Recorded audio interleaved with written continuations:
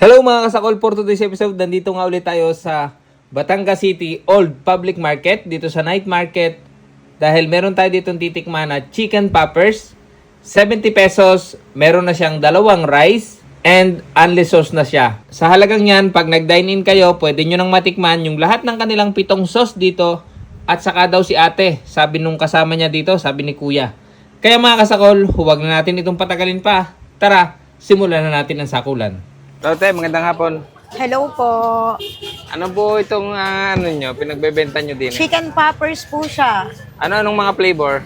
Meron po kaming sweet chili, mayo garlic, teriyaki, sweet spicy buffalo, barbecue, and cheesy cheese. Bali, 6 flavors. Yes po, 7 po yan. Nagkataon pong wala lang ang gravy namin. Alin ang pinaka the best? Best seller po namin ang mayo garlic with cheesy. Best combination po yan. Tapos sa spicy naman, spicy buffalo.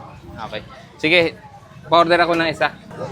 So ng mga kasakol, titikman na natin itong chicken poppers yan. Pag nagpunta po kayo dito sa lumang palengke ng Batangas, dito sa night market, hanapin po ninyo si ate ito, chicken poppers. Pag nag-dine in da po kayo, matitikman nyo lahat ng sauce. Sabi ni kuya, pati daw si ate, pwede nyo tikman.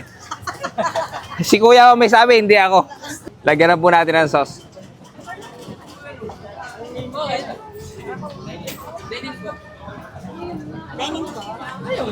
Ito daw yung best combination.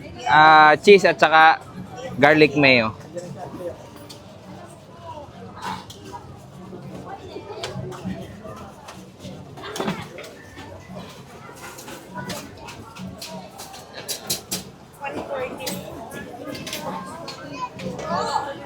Unang subo para sa inyong mga kasakol.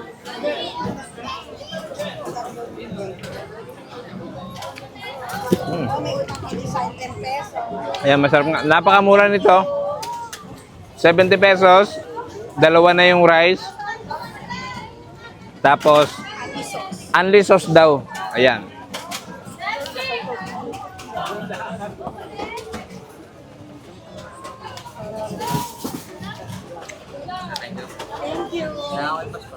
Thank you.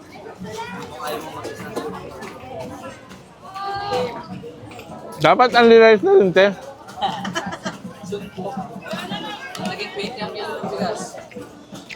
Yun.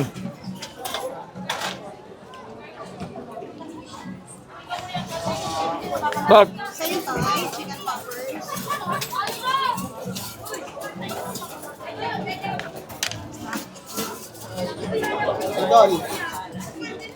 lupo.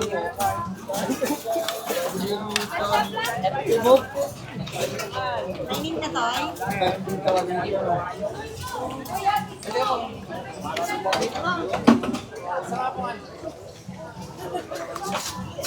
Dating nga lang ba pag-take out? Anong sauce mo na gusto mo? Anong sauce? Hindi nalugi. Sa 70 pesos.